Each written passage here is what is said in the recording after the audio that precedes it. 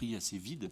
Et en fait, je raconte dans ce livre qui, au départ, avait un titre un peu plus ironique, c'est-à-dire que le Rassemblement national a été pendant très longtemps une machine à perdre, et depuis un certain temps était entraîné dans une espèce d'inertie aussi appuyée par certains médias et même certains journalistes, qu'ils le veuillent ou non, dans une machine à gagner, justement, dans une structuration qui va en tout cas préparer les esprits, dans l'idée que ce parti pourrait arriver au pouvoir. Pendant longtemps, on a dit on n'a jamais essayé le Rassemblement national, et d'un seul coup on commence à en parler comme d'un parti potentiellement de gouvernement. Alors on en parlera sans doute un petit peu après.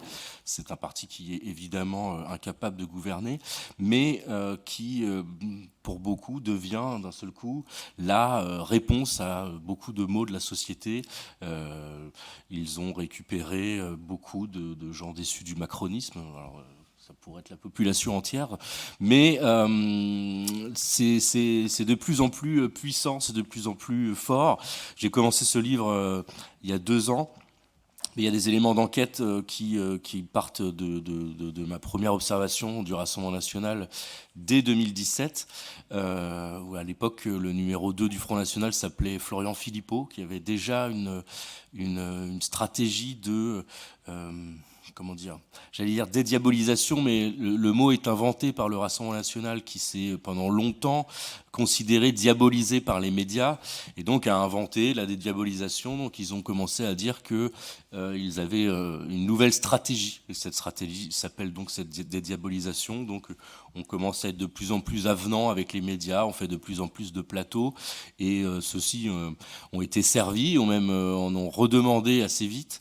Je cite dans le livre un autre ouvrage qui s'appelle Les faux semblants du Front national, qui est sorti en 2015 sous la direction d'Alexandre Désé, qui raconte déjà à l'époque comme les médias se fascinent de Marine Le Pen parce qu'elle crée de l'audience, parce qu'elle crée des moments importants dans les médias, et donc qui vont, ces médias, participer aussi à l'ascension médiatique de ce personnage, et participer aussi à ce qu'on appelle un séquençage de l'évolution du parti d'extrême droite, le Rassemblement national, qui s'appelait avant le Front national.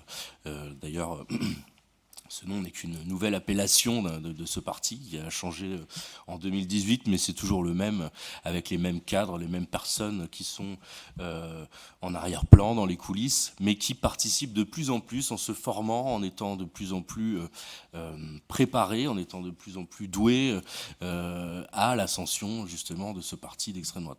Aujourd'hui, je ne sais pas si vous voyez, mais on commence à arriver dans une toute dernière séquence qui est l'ascension politique de Jordan Bardella. Peut-être que sera-t-il le candidat du Rassemblement national à la place de Marine Le Pen. Donc on va être servi pendant certains mois, jusqu'à la présidentielle, d'une toute nouvelle séquence on va appeler ça un nouvel épisode dans l'ascension du Rassemblement national.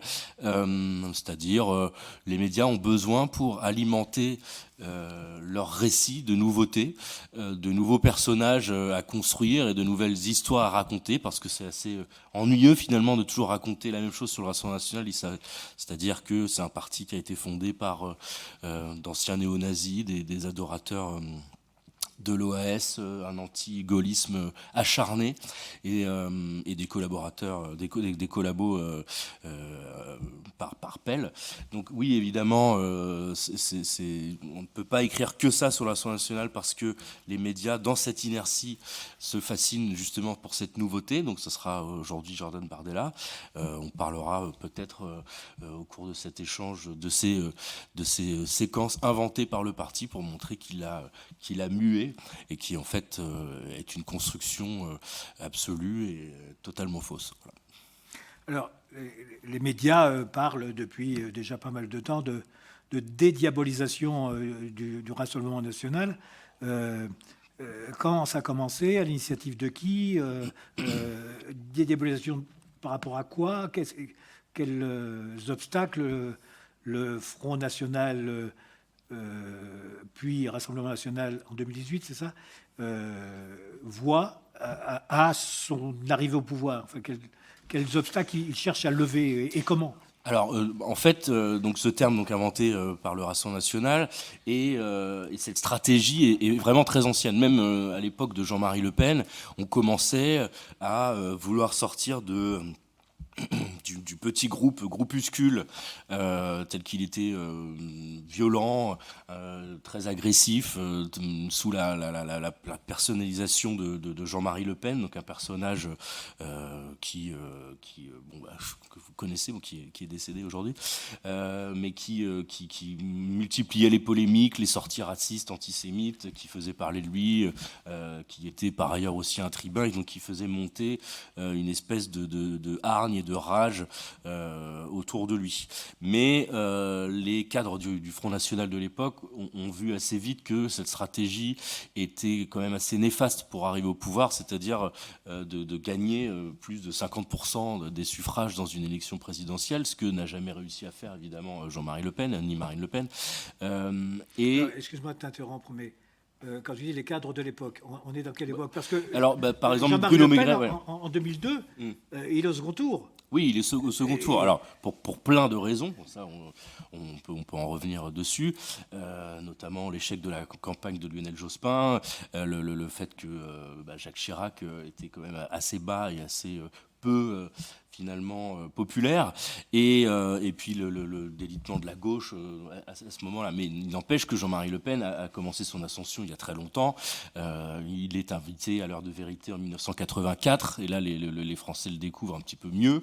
Il continue ses outrances évidemment pendant des années, et il commence à faire monter les chiffres aux européennes. Il rentre d'ailleurs au Parlement européen à cette époque-là, et à l'époque, oui, donc les cadres proches de Jean-Marie Le Pen commencent à sentir qu'il y aura toujours un plafond de verre autour de ça. Eux qui veulent plus le pouvoir que Jean-Marie Le Pen à l'époque, qui lui veut seulement exister et faire gagner son idéologie, c'est-à-dire le Front National à l'époque ne cherche qu'à gagner, qu'à avoir des victoires idéologiques. On reviendra dessus un peu plus tard si vous le voulez.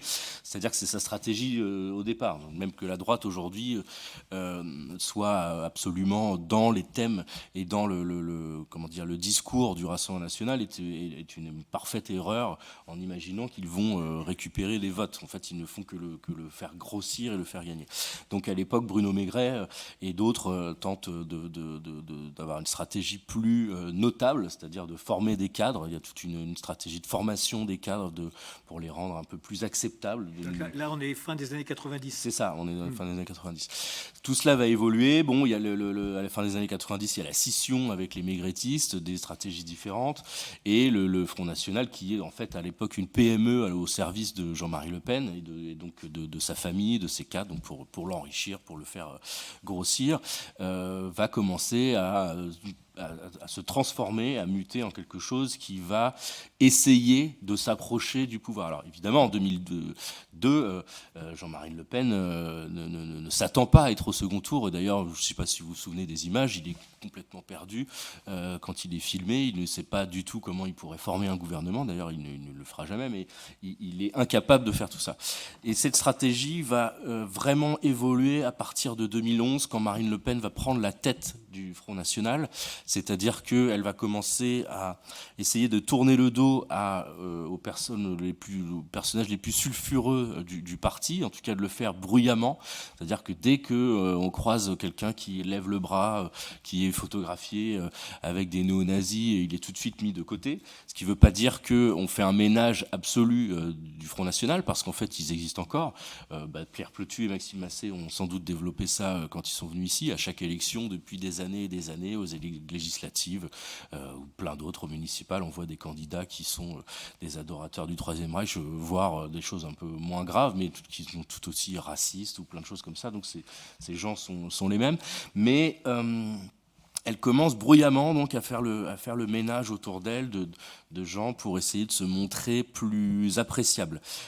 Florian Philippot, qui est donc le numéro 2 du Front National à l'époque, qui est un énarque, qui est beaucoup plus apprécié par les médias parce qu'il parle bien, parce qu'il se positionne comme un souverainiste, parce qu'il se positionne comme quelqu'un qui a une fibre sociale dont le discours n'est pas uniquement basé sur la lutte contre l'immigration, qui par ailleurs fait du programme du Front National à l'époque sa pierre angulaire étant la sortie de l'euro, de l'Europe, de l'Union européenne, ce qui a été ensuite dans le futur abandonné, participe aussi justement à cette transformation du Front National jusqu'à l'exclusion de Jean-Marie Le Pen après des nouvelles provocations. Il avait parlé dans le journal, alors je ne sais plus si c'est Minute ou Présent, après plein de sorties antisémites.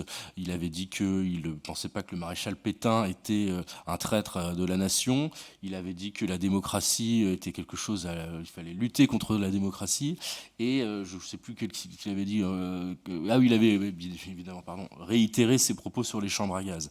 Jean-Marie Le Pen donc a continué pendant toute sa vie à avoir ses propos, mais Marine Le Pen, à ce moment-là, décide d'exclure le président d'honneur du Front National, qui est donc son père, qui l'a formé pourtant pendant des années, et se forme dans les médias, en tout cas, ou dans l'opinion publique, l'idée que le Front National va changer. D'ailleurs, dès l'arrivée de Marine Le Pen, on voit les premiers articles de presse qui sortent et qui disent le Rassemblement national, c'est quelque chose, c'est différent. Déjà, c'est une femme. Alors, le nom de Le Pen, d'accord, il est toujours là, mais elle a une autre stratégie. Elle est présentée comme quelqu'un qui va faire le ménage, qui est la nouvelle génération du Front National. Et tout cela va continuer à être raconté longuement. Ta question tout à l'heure était de savoir quels étaient les obstacles aussi du Front National dans cette ascension, en tout cas dans les esprits. Ça a commencé aussi par le fait que Jean-Marie Le Pen, pendant très longtemps, a combattu le fait que les journalistes le considèrent, enfin en tout cas le qualifient d'extrême droite. À l'époque, il portait plainte contre les journaux et contre les journalistes qui disaient que Jean-Marie Le Pen était d'extrême droite, que le Front National était d'extrême droite. Il perdait absolument tous ses procès. Marine Le Pen, une fois arrivée à la tête du Front National, a fait la même chose au début. Et puis est arrivée une stratégie un peu plus douce, aussi avec Florian Philippot, c'est-à-dire que dans les contacts avec les rubricards dont je fais partie depuis très longtemps, des échanges autour de café, on se parle. Alors, vous voyez bien que je ne suis pas d'extrême droite parce que je ne suis pas un fasciste, je ne suis pas violent, je ne suis pas là pour faire tomber la République.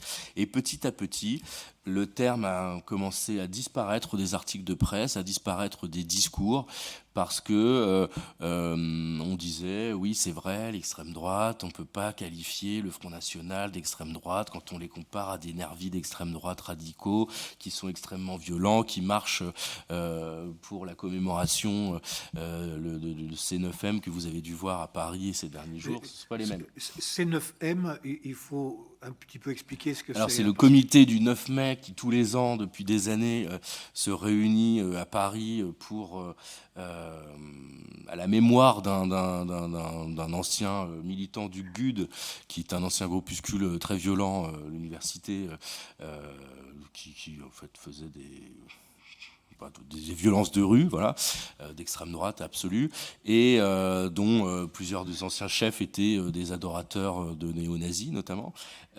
Cette personne est morte pendant une manifestation du GUD en tombant d'un appartement. Il était pourchassé par la police. police. Par la police, exactement. Et il est tombé d'un toit, voilà, ou des choses comme ça. Et depuis, tous les ans, il y a des manifestations. C'est un prétexte.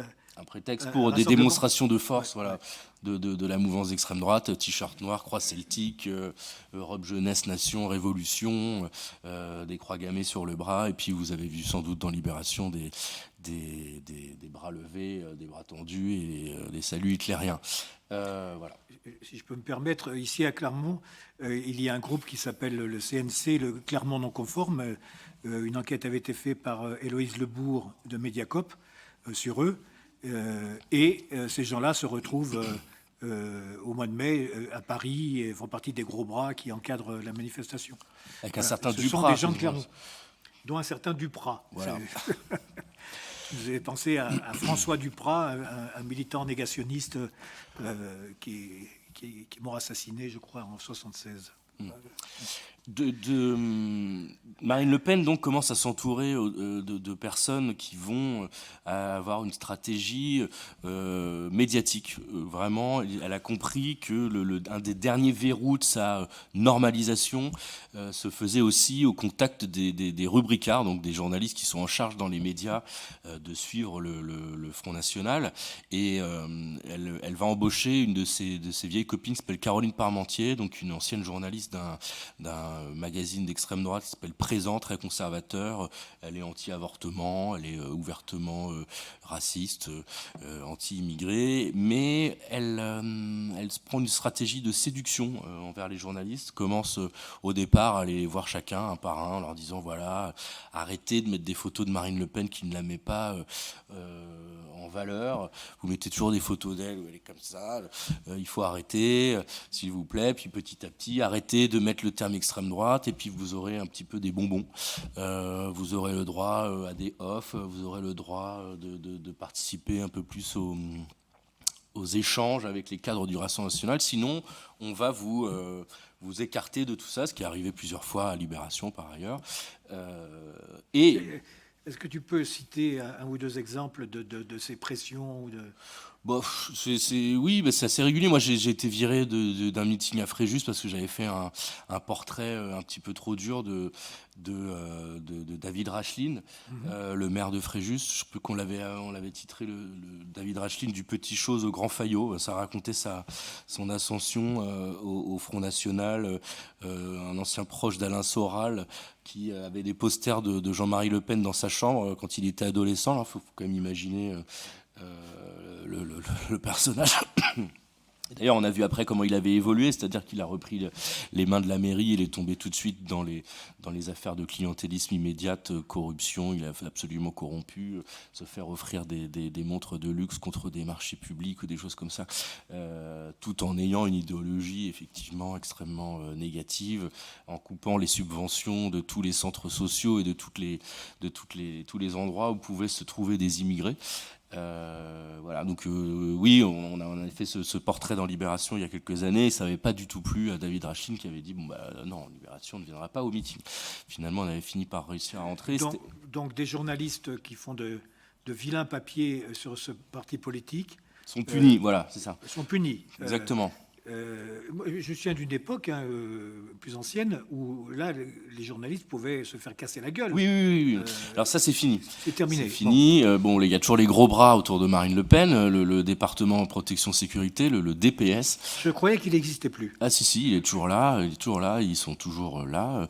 Je ne sais pas si vous vous souvenez d'une séquence. Il y a Marine Le Pen pendant la campagne de 2022 fait une conférence de presse dans une espèce de grande boîte. Elle avait créé une scène, elle se créait un peu une stature internationale, et alors autour d'elle il y avait quelques molosses, et puis les journalistes étaient un petit peu éloignés, et puis une militante écologiste était arrivée comme ça, elle avait sorti une photo de Marine Le Pen avec Vladimir Poutine, parce que pendant assez longtemps Marine Le Pen était très fière de sa rencontre avec Poutine, jusqu'à ce que la guerre en Ukraine éclate, où alors elle a décommandé tous les tracts qu'elle avait imprimés, où on la voyait avec lui, et donc elle sort la photo comme ça, et donc le DPS l'a attrapée par les cheveux, puis je crois qu'ils l'ont tiré sur le sol un petit peu, à la manière un peu viking. Et donc dans le lot du DPS, il y avait un certain personnage qui a une grande barbe blanche et un crâne rasé qu'on appelle Gaulois, c'est son surnom. C'est un ancien skinhead, et c'est un des numéros 2 du DPS justement. Il y a encore beaucoup d'anciens skinheads qui sont dans cette joyeuse formation de protection du parti d'extrême droite qu'on a vu dans ses bases œuvres assez régulièrement. Ils sont armés de gros sprays qui peuvent vous envoyer dans les yeux si vous approchez un petit peu trop près. Voilà. Ça existe encore. Donc oui, non, ce parti n'a pas changé pour cela, mais cette évolution médiatique s'est faite aussi justement avec cette séduction immédiate envers les journalistes, et je raconte dans ce livre notamment la disparition progressive du terme d'extrême droite dans les articles. C'est pas que la faute des journalistes, il y en a de plus en plus qui quand même considèrent que ce parti n'est plus un parti d'extrême droite parce qu'il a évolué, parce que Jordan Bardella n'a pas les mêmes discours et donc que Jean-Marie Le Pen, sachant qu'il l'a adulé évidemment comme tous les jeunes de l'époque, comme il a adulé aussi Alain Soral, si vous voyez le personnage, donc un antisémite notoire qui était à la tête d'une organisation qui s'appelait Égalité et Réconciliation, dont l'idée était un petit peu de faire venir au Front National des personnes issues de l'immigration dans une quête commune contre les Juifs. Jordan Bardella donc a été biberonné à tout cela, et donc le travail des journalistes d'investigation et d'enquête qui suivent le Front National, en tout cas c'est comme ça que je le considère, et mes camarades qui font la newsletter Frontale à Libération aussi, c'est-à-dire que maintenant c'est devenu tellement esthétique, tellement difficile d'appréhender le Rassemblement national autrement que par de la communication pure. Vous avez dû sans doute voir avec la montée en puissance des chaînes d'information qu'aujourd'hui on interrogeait le Front National sur à peu près tout ce qui se passait dans le monde, et n'importe quoi, enfin, en direct à chaque fois, et comme s'ils avaient quelque chose à dire sur tout, et comme s'ils avaient été aux manettes quelque part. Et bien ça empêche aussi de parler des vrais sujets, de qui sont les personnes qui sont dans ce parti, et comment on est arrivé justement à voir, parce que on parlait tout à l'heure du fait qu'il n'avait pas effectivement gagné les législatives à la dernière dissolution, mais je rappelle quand même que c'est un parti qui est passé en quelques années de seulement 7 députés à 89, puis 88, à 126 aujourd'hui, avec les alliés, ils sont passés donc à 143, c'est monumental, c'est énorme. À l'époque, ça a été aussi un parti le plus pauvre de France, le plus endetté de France. Ils accusaient une dette de 24 millions d'euros.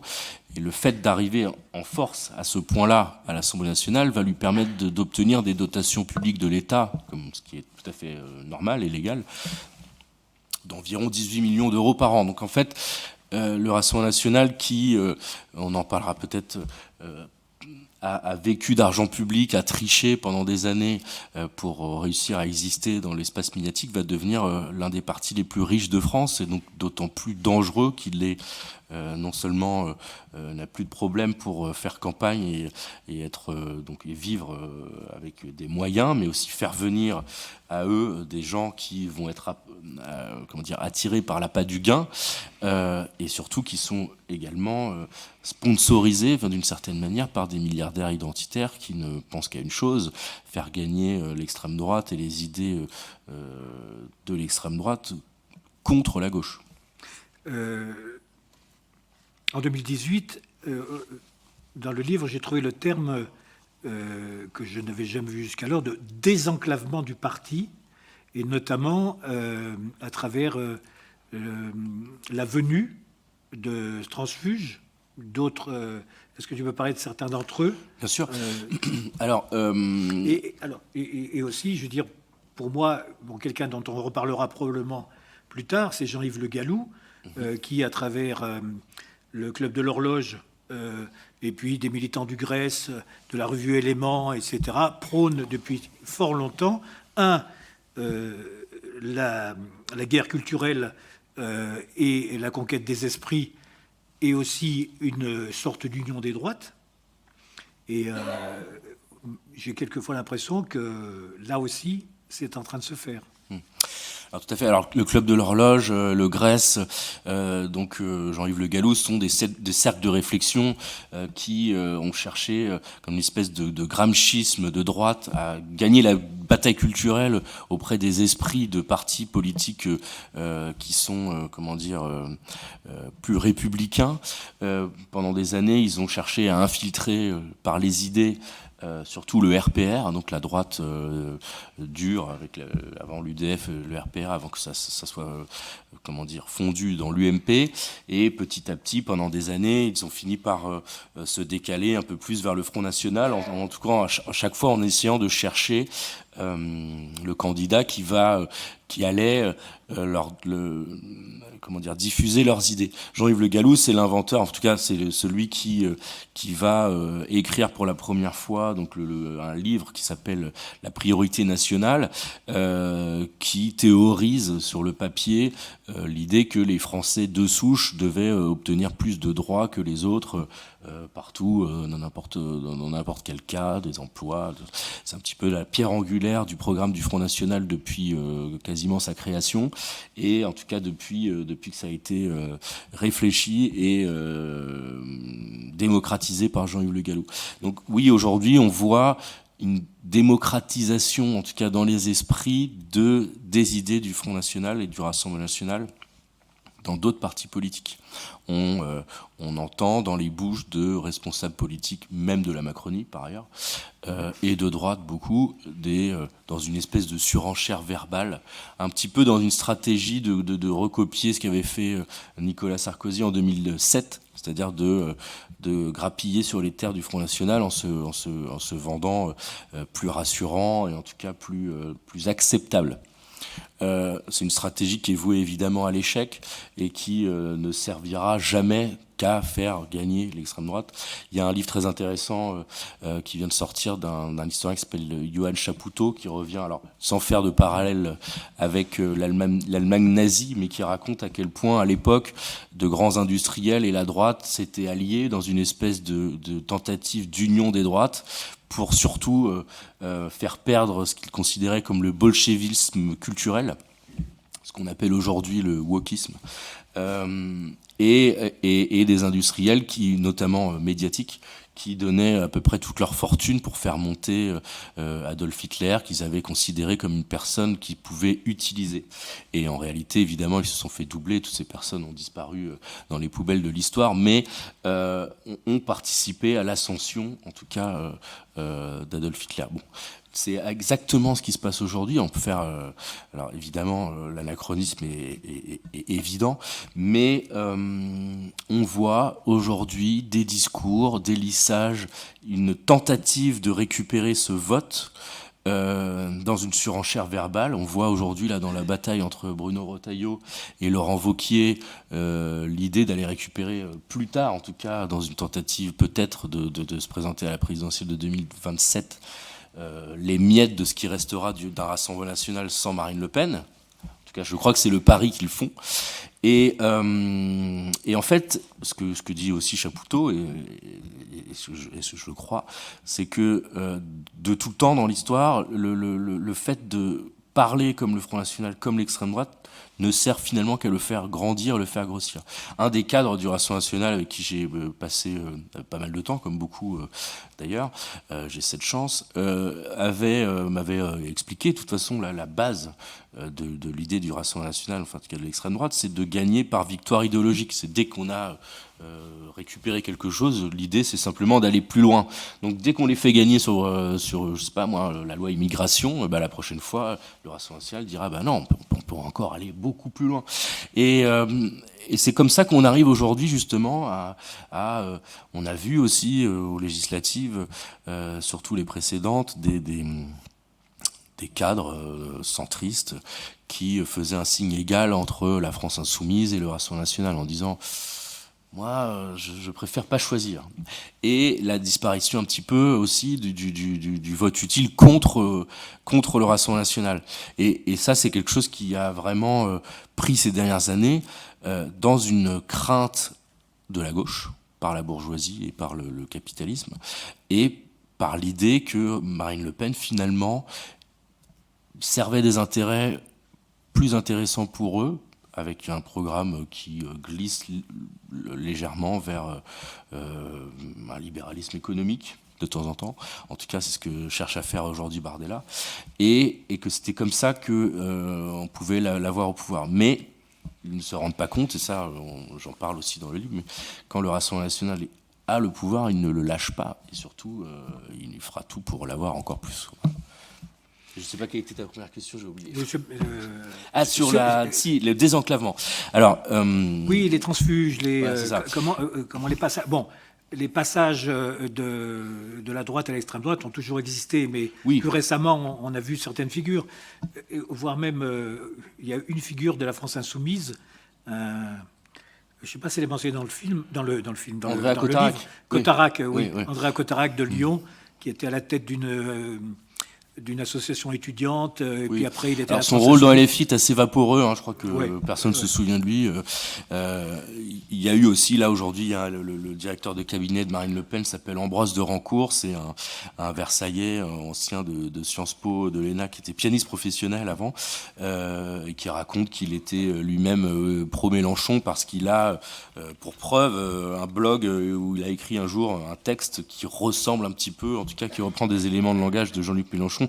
Évidemment, c'est totalement faux. Ses parents ont toujours été lepénistes et lui aussi.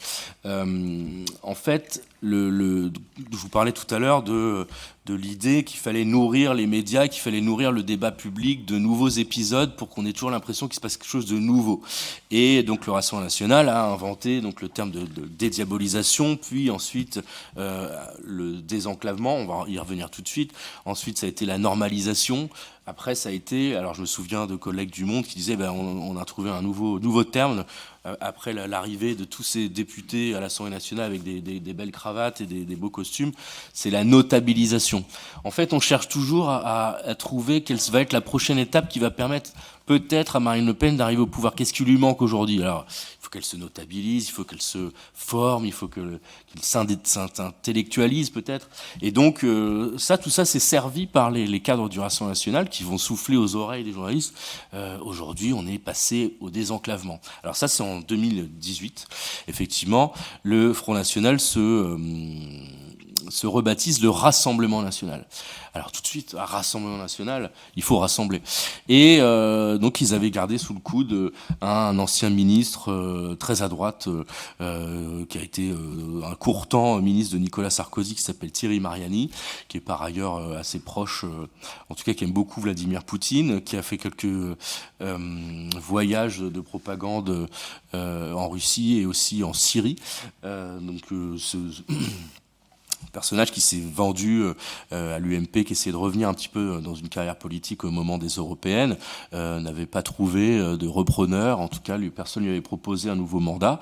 Et évidemment, il a trouvé une bonne place au Rassemblement national. Et donc Marine Le Pen a pu dire regardez comme on rassemble, puisqu'on a ramené autour de nous un ancien ministre de Nicolas Sarkozy qui s'appelle Thierry Mariani, qui n'est pas arrivé tout seul d'ailleurs. Il est arrivé avec un ancien magistrat qui s'appelle Jean-Paul Garot, qui par ailleurs lui aussi faisait partie de, je crois que c'est un mouvement qui s'appelait c'est pas la Nouvelle Droite, enfin bref, c'était un petit groupuscule qui était au sein de l'UMP, qui était très à droite, où on avait des gens qui racontaient des choses assez dures. En tout cas, l'idée, c'était d'avoir un discours ferme sur à peu près tout, beaucoup plus que Nicolas Sarkozy. Et donc ces gens-là, oui, effectivement, sont arrivés au Rassemblement national et a commencé l'idée que d'autres personnes pouvaient arriver. C'est aussi Sébastien Chenu qui vient de l'UMP. Ces gens viennent pas non plus pour rien, hein. On leur propose assez vite un mandat assez rémunérateur, généralement à l'Europe, ou parfois, ce qui était le cas de Sébastien Chenu, un poste d'assistant parlementaire pour quelques mois. Alors je crois que lui, il a touché 10 ou 20 000 euros pour quelques mois. Il est passé au travers, comme certains, notamment Jordan Bardella, de l'enquête de la police à l'époque, mais ça n'en fait pas moins quelqu'un qui n'a pas beaucoup travaillé à l'époque et qui était remercié, en tout cas félicité pour sa venue. Donc c'est ça le désenclavement. Ensuite arrivent des transfuges d'un petit parti qui s'appelle Debout la France, qui était dirigé par Nicolas Dupont-Aignan, avec à leur tête le numéro 2 de Debout la France, qui s'appelle Jean-Philippe Tanguy, que vous avez peut-être déjà vu à l'Assemblée nationale, qui criait « Silence pour la France !» je sais pas, à l'adresse de LFI. Et qui est un personnage un peu haut en couleur. Les journalistes l'aiment bien, parce qu'il est sympathique, mais qui n'en est pas moins dangereux. D'ailleurs, il en est d'autant plus. Redoutable. Assez redoutable. Ouais. Je parle de lui dans ce livre. je fais une petite parenthèse sur Jean-Philippe Oui, Tanguy. oui, c'est bien d'en parler, oui. Voilà. Donc, il arrive avec un certain nombre de cadres de DLF. Je prends des pincettes parce que c'était pas non plus le plus grand parti de France.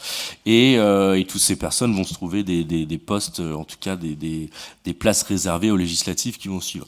Jean-Philippe Tanguy donc fait partie des porte-paroles très en vogue aujourd'hui du Rassemblement national parce que il ne vient pas du Front national et qui peut dire, mais moi je suis arrivé au Rassemblement national de Marine Le Pen. Je ne serais jamais arrivé au Front national de Jean-Marie Le Pen. Il le répète assez régulièrement. Effectivement, il vient d'une formation souverainiste, celle de Nicolas Dupont-Aignan, qui s'était présenté à un moment donné comme le futur Premier ministre potentiel de Marine Le Pen. Faut imaginer quand même les premiers ministres de Marine Le Pen depuis un certain temps, c'était Nicolas Dupont-Aignan, et aujourd'hui Bardella. Voilà, donc elle en est là dans la formation de son gouvernement. Et Jean-Philippe Tanguy, quelqu'un qui a beaucoup attaqué LFI, qui a participé justement à ce nouveau récit de transformation des valeurs, qui explique que la LFI est maintenant la gauche, puisqu'on parle carrément du nouveau Front populaire, seraient des complices, voire des antisémites, ou des complices de l'antisémitisme. Alors que, historiquement, et c'est toujours le cas, le parti des antisémites, en tout cas, celui qui a montré le plus d'attrait pour ses idées, reste le Front National. Et il a dit, comme d'autres d'ailleurs, l'antisémitisme est résiduel en France, résiduel chez nous, sauf à LFI. En 2019, Jean-Philippe Tanguy est encore le numéro 2 de Debout la France.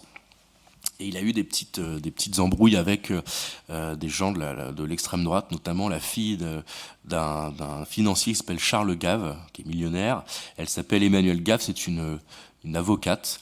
Et Charles Gave propose à Nicolas Dupont-Aignan de financer sa campagne pour les européennes en l'échange d'une place pour Emmanuelle Gave, celle de numéro 2 de la liste, pour la faire rentrer au Parlement européen. Il ne sait plus trop où caser sa fille, donc c'est comme ça qu'il fait. Et en fait, on découvre assez vite qu'elle a des propos extrêmement racistes sur les réseaux sociaux. Alors, je ne vais pas vous les redire, mais en gros, elle explique que les Noirs courent plus vite que les Blancs parce qu'ils ont une masse musculaire plus dense. En revanche, leurs os sont plus, lourds, ce qui les empêche de nager. Voilà. C'est ce qu'elle écrit. Alors, ça sort dans la presse et Jean-Philippe Tanguy, un peu pris de panique, fait virer Emmanuelle Gave de la campagne. Quelques jours après, il se retrouve à la sortie du QG de Debout la France et il se fait agresser en pleine nuit par quelqu'un avec un couteau, avec un accent anglais. Je vous donne tous ces détails parce que c'est dans sa première plainte. Et donc la personne le menace d'un couteau, lui vole son téléphone portable et le contenu de son téléphone portable se retrouve sur Internet quelques jours après. Je vais vous donner des révélations sur Debout la France et Jean-Philippe Tanguy. Alors, ça raconte que Jean-Philippe Tanguy parle un petit peu mal de Dupont-Aignan dans son dos, c'est un petit peu nul, quoi. Mais Jean-Philippe Tanguy est traumatisé, donc il porte une première plainte, il va déposer plainte au commissariat, et il explique que c'est sans doute un migrant qui a volé son téléphone portable, qui en voulait en fait à sa carte vitale, évidemment. Comme il avait un accent anglais, ça devait être un Afghan. Et puis, quelques jours plus tard, il réfléchit, il dit, et il voit que son téléphone borne en Israël. Il a borné dans d'autres endroits, mais en tout cas, Israël, ça le fait tiquer. Et il retourne au commissariat et il se rappelle qu'il avait pris un café quelques jours avant son agression avec une journaliste qui, par ailleurs, est franco-israélienne. Et alors, il retourne au commissariat et dit, voilà, je pense quand même que... Pardon, j'ai oublié de vous dire quelque chose. Il a travaillé chez General Electric, Jean-Philippe Tanguy, et il pense avoir découvert le complot sur la vente d'Alstom. Et il accuse Emmanuel Macron d'avoir vendu Alstom aux Américains. Il a quitté la société avec des documents, je crois. C'est ça, il dit qu'il est parti avec des documents, mais ces documents ont disparu parce que son ordinateur a été volé lors de... On a visité son appartement, des forces obscures ont visité son appartement, c'est comme ça qu'il le dit. Bon, voilà. Donc il retourne voir les policiers, Jean-Philippe Tanguy, il dit voilà, Mon téléphone a borné en Israël. Il s'avère que j'ai rencontré une journaliste franco-israélienne quelques jours avant. Elle était très intéressée par mon histoire de General Electric. Alors je vous la fais court, hein. J'ai eu cette journaliste au téléphone, elle en avait rien à cirer. Et là, il se rappelle, il dit, en fait, j'ai travaillé avec Clara Guémard, qui était la chef de communication de General Electric, et il s'avère qu'elle est très proche d'un certain monsieur Lévy. Elle est proche de Maurice Lévy. Et donc, je suis sans doute victime d'un complot juif. C'est ce que dit Jean-Philippe Tanguy devant les policiers. Alors, je le sais parce qu'il m'a donné ces 2 plaintes. Il avait caché tout ce passage-là sur Maurice Lévy avec un cadre noir. Il s'avère que le cadre noir a disparu après avec quelques outils informatiques. Et j'ai trouvé intéressant de le rajouter dans ce livre que le personnage qui expliquait qu'en France l'antisémitisme était résiduel était le premier à aller dénoncer son voisin juif quand il perdait son téléphone portable. Voilà. Voici qui est Jean-Philippe Tanguy. Oui. Alors, Jean-Philippe Tanguy, où est-ce que j'avais noté ça? Oui, je voulais revenir, je voulais que tu reviennes sur, parce que je crois que c'est lui aussi qui a poussé pour qu'il y ait une commission sur la question des ingérences étrangères. Et qui se retournait, quelque chose comme ça, et que tu parles aussi, parce que si effectivement Marine Le Pen était très, très fière de montrer cette photo pendant un certain temps où elle serrait la main de Poutine, ce qui lui donnait une espèce de notabilité internationale, bien sûr. C'était la période aussi où un certain nombre de gens peu connus d'extrême droite allaient chercher aussi de l'argent. Bien sûr. Parce que à un moment donné, le paquebot, il était en faillite. C'est ça. Alors il y a eu l'argent qui sont allés quérir auprès de Poutine. Et puis après, effectivement, il y a eu les malhonnêtetés que l'on connaît, les vols, via l'affaire des assistants parlementaires fictifs au Parlement européen. C'est ça. On va y revenir un petit peu après sur les assistants parlementaires, parce qu'en plus, on est vraiment en plein dans l'actualité. Mais effectivement, Jean-Philippe Tanguy, le Rassemblement national en général, on avait marre qu'on l'accuse d'être un parti pro-russe. Marine Le Pen a bien joué le coup pendant la campagne présidentielle, à partir du moment où Poutine envahit l'Ukraine. Elle s'est cachée. Et elle a laissé les autres prendre les balles à sa place, c'est-à-dire, la métaphore n'est pas très bonne, mais Zemmour, par exemple, il allait tout de suite en plateau, il s'est fait, c'est là qu'il a commencé à se faire vraiment très attaquer sur ses positions précédentes. Il expliquait que Poutine, évidemment, n'envahirait jamais l'Ukraine. Mélenchon aussi, et Marine Le Pen, alors que c'est sans doute le parti qui a eu les liens les plus dense avec la Russie de Poutine, s'en est sorti en laissant donc les autres se faire accuser à sa place. Marine Le Pen, le Rassemblement national, a bénéficié d'un prêt russe pour financer une de ses campagnes présidentielles. Elle a fait des pieds et des mains pour rencontrer Vladimir Poutine. Elle s'en est fait un petit peu son rendez-vous avec l'un des grands dirigeants du monde. Elle était en photo avec lui, très très fière, on la voit, vraiment très heureuse de ce rendez-vous qu'elle a réussi à obtenir. Beaucoup de cadres du Rassemblement national et beaucoup de candidats qui étaient aux dernières législatives ont participé à ces missions d'observation de vote en Russie. Elle considère elle-même que la Crimée n'a jamais été ukrainienne. Elle a pendant longtemps développé la propagande russe dans les médias absolus. Alors ils sont très fiers maintenant de dire qu'ils ont remboursé leurs prêts russes. Et bon, alors c'est pas mieux, ils sont financés par Orban à la dernière présidentielle. Mais donc, pour faire un peu taire tout ça, Jean-Philippe Tanguy a voulu lancer une commission d'enquête sur les ingérences étrangères pour dire que tous les partis politiques avaient des liens avec des forces étrangères en France. Et il préside cette commission un petit peu par naïveté. Et il oublie que, en fait, celui qui fait le rapport et qui fait la conclusion de l'enquête, c'est le rapporteur. Et le rapporteur, en tout cas c'était une femme de cette commission, était pour le coup une macroniste, mais elle s'est pas trompée du tout sur le diagnostic. Alors, c'est une commission d'enquête qui a été assez loin, et qui est revenue sur tous les articles de presse, notamment Mediapart, qui a beaucoup documenté les liens entre le Front National et le Rassemblement National avec la Russie. Il s'avère qu'un des plus grands conseillers proches de Marine Le Pen pendant longtemps a été Jean-Luc Schaffhauser, qui était justement très proche, et c'est lui qui a obtenu le prêt russe pour Marine Le Pen. Et donc ce rapport était accablant pour le Rassemblement National, parce que tout était rappelé pour cela. Et donc Jean-Philippe Tanguy, lors du rendu de ce rapport, est à l'Assemblée et il hurle sur Macron, sur tout le monde, en disant justement Macron. Donc c'est là qu'il accuse Emmanuel Macron d'avoir vendu Alstom aux Américains, voire pire. Et voilà. Donc ça, c'est un épisode qui a montré une nouvelle fois aussi l'impréparation du Rassemblement National. En fait, ils ne connaissent pas les règles, ils ne savent pas comment fonctionnent les institutions, et ils sont beaucoup dans la gesticulation et dans la communication, mais ils ne savent pas forcément comment ça marche. D'ailleurs, c'était assez étrangement une de leurs défenses pendant le procès des assistants parlementaires qui s'est tenu donc, de septembre à novembre devant le tribunal correctionnel de Paris. Pendant des années, Marine Le Pen a raconté qu'il y avait une divergence de vues entre le Front National et le Parlement européen sur son propre règlement. Comme si, je sais pas moi, quelqu'un jouait au Monopoly et dit finalement non, je vais prendre ton hôtel, l'argent est pour moi, et dire c'est moi qui décide parce que les règles je les lis pas du tout comme toi, quoi.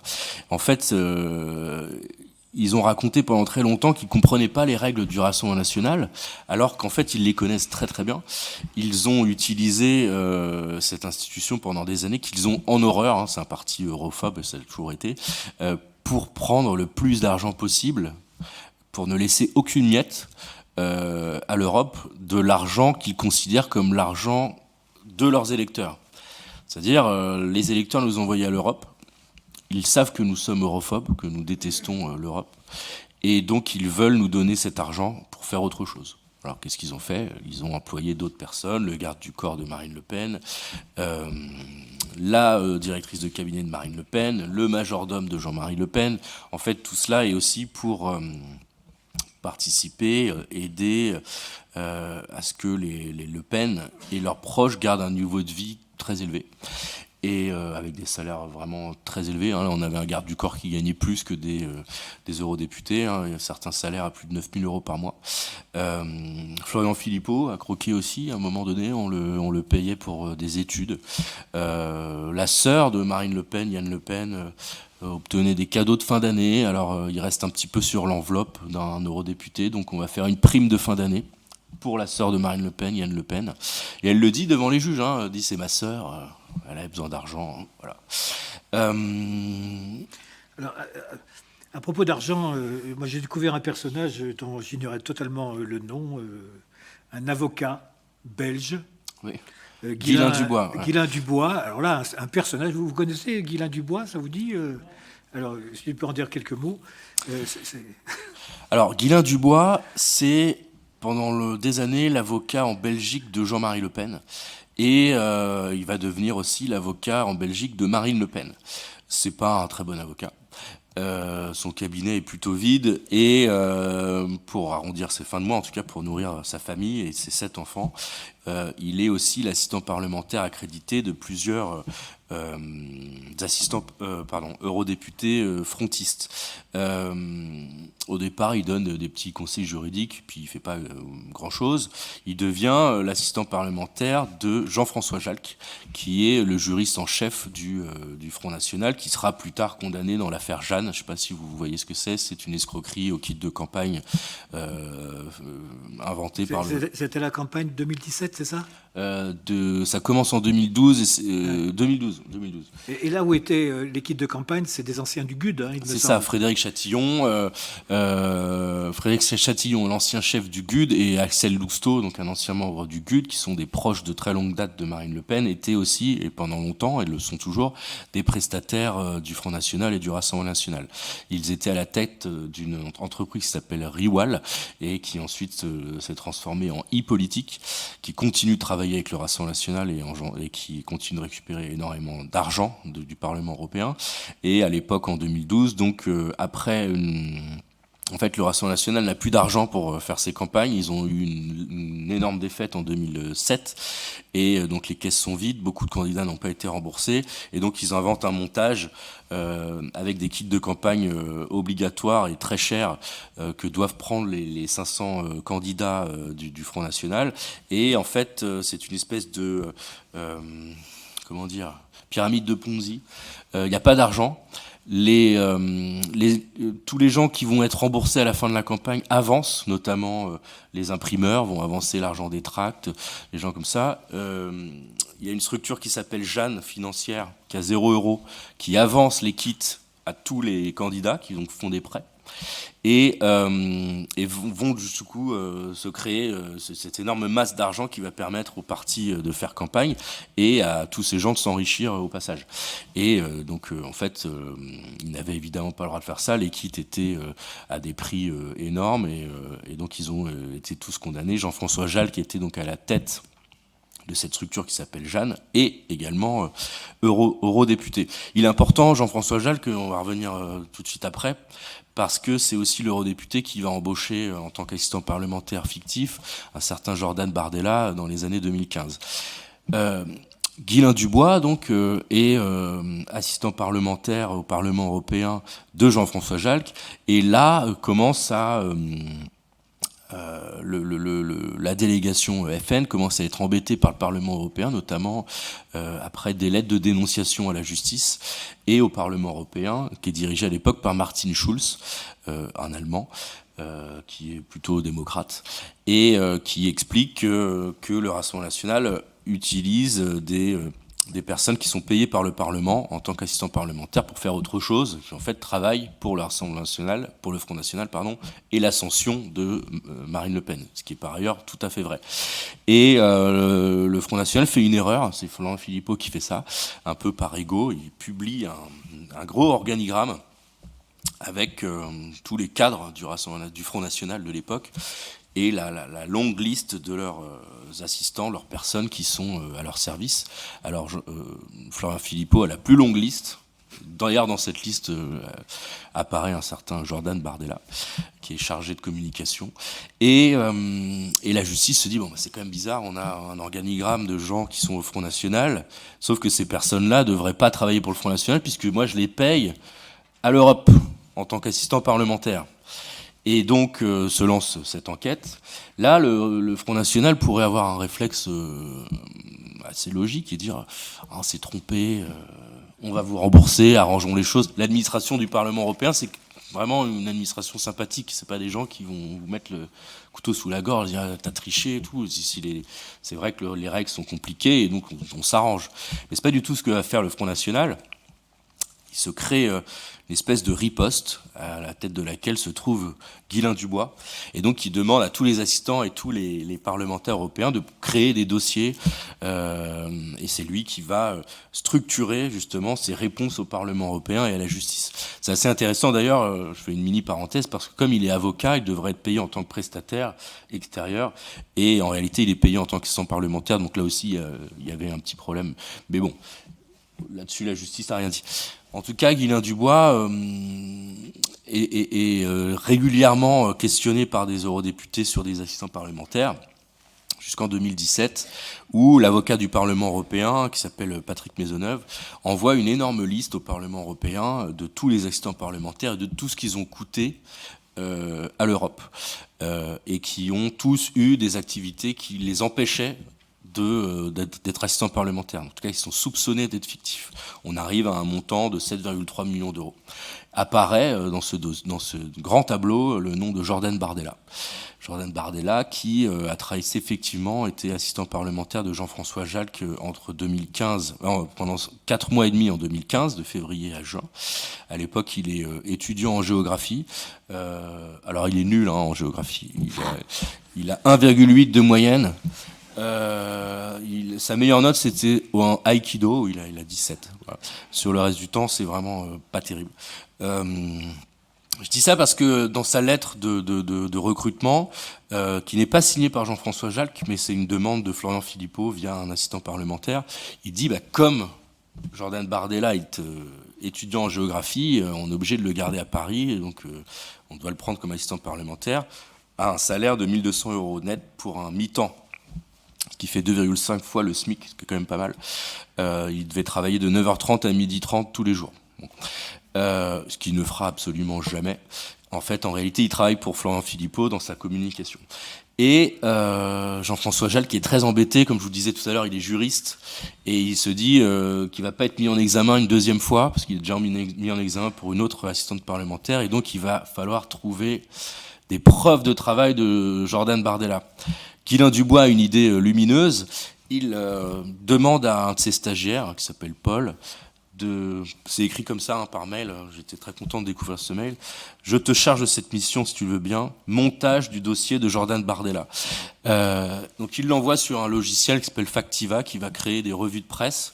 Alors, je ne sais pas pourquoi, mais les parlementaires s'imaginaient qu'on pouvait fournir à la justice des revues de presse de leur assistant parlementaire, ça voulait dire qu'ils avaient travaillé.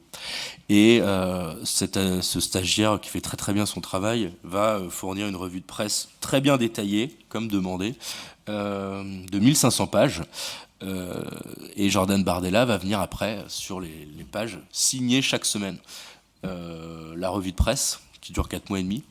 Alors c'est assez drôle parce que l'administration du Parlement me le dira un jour, quand on trouve une revue de presse signée, on sait que c'est une fausse. Parce que c'est vrai que quand on fait un travail, généralement, on le signe pas, quoi. En tout cas, pas avec la date.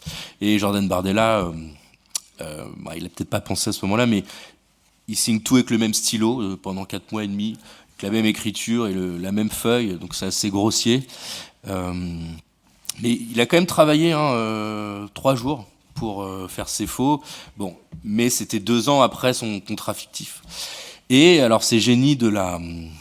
Comment dire des faux ont une autre idée de génie, c'est-à-dire que pour montrer que Jordan Bardella travaillait vraiment au service de Jean-François Jalc en 2015, ils vont lui commander un agenda 2015 en 2018. Alors c'est un très bel agenda avec des avions de chasse dessus. Ils aiment beaucoup l'armée là-dedans, donc ils commandent. Et bon, le faussaire en culotte courte le fait livrer au Front National, malheureusement. Et donc c'est comme ça que j'ai découvert que tous les documents de Jordan Bardella étaient faux. Ce qu'il nie, et je suis obligé de dire ici qu'il est présumé innocent. Il est quand même passé au travers de la justice, ça ne veut pas dire que les enquêteurs ne sont pas intéressés à son cas. Beaucoup d'enquêteurs interrogent les cadres du Front National de l'époque lors des auditions, parce que c'est vrai que personne ne se souvient de lui en ayant travaillé. Et en fait, le dossier est tellement long, tellement lourd, qu'ils ont fini par s'occuper un petit peu de ceux qui avaient détourné le plus d'argent ou qui avaient été en situation de récidive. Donc Jordan Bardella a eu beaucoup de chance jusqu'à la sortie du livre.